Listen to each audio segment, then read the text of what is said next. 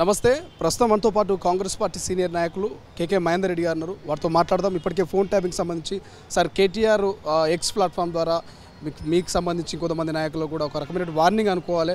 So పరువు నష్టం దావా వేస్తా, క్షమాపణ చెప్పాలి, ఫోన్ ట్యాపింగ్ విషయంలో నా మీద లేని ఆరోపణలు చేస్తున్నారంటూ కూడా ఆయన కామెంట్ చేస్తారు. సో దీన్ని ఎట్లా ఎదుర్కొంటారు? దీన్ని లీగల్గా తీసుకుంటారా, ఎట్లా తీసుకుంటారు? ఇప్పుడు ఆయనే దొరికిన దొంగ, ఆయన్నే చెప్పిండు చేస్తే మేము 3-4 ఫోన్లు ట్యాపులు చేస్తాను ఆయనే చెప్పిండా చెప్పలేదా? మరి ఒప్పుకున్నట్టు కదా. ఆయన దొరికిన దొంగ మళ్ళీ ఇలా బుకాయించి ఎట్లా? తాటాకుల తప్పులకు కుందేళ్ళు రాలయ్యాల. కేటీఆర్ గారు ఒక్కటి వారు గమనించాల్సింది ఏంటంటే, నీ 9.5 సంవత్సరాల పరిపాలననే మేము భయపడలే.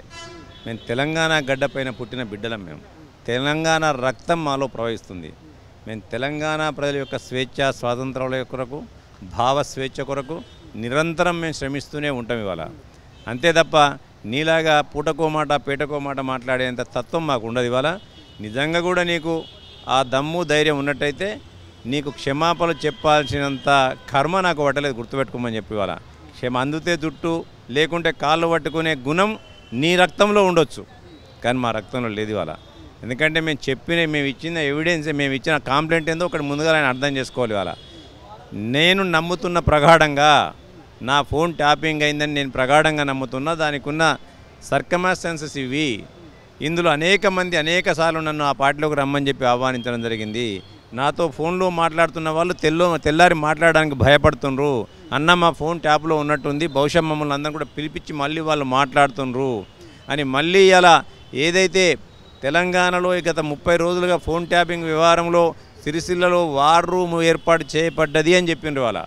అక్కడనే ఈ ప్రణీత్ రావు అనే వ్యక్తి అరెస్టు చేయబడ్డాడు. కాబట్టి అక్కడ ఆయనకు రాజకీయ ప్రత్యర్థి నేనే, కాబట్టి తప్పకుండా నా ఫోన్ ట్యాపింగ్లో ఉంటుందేమో అని భావిస్తున్నాను.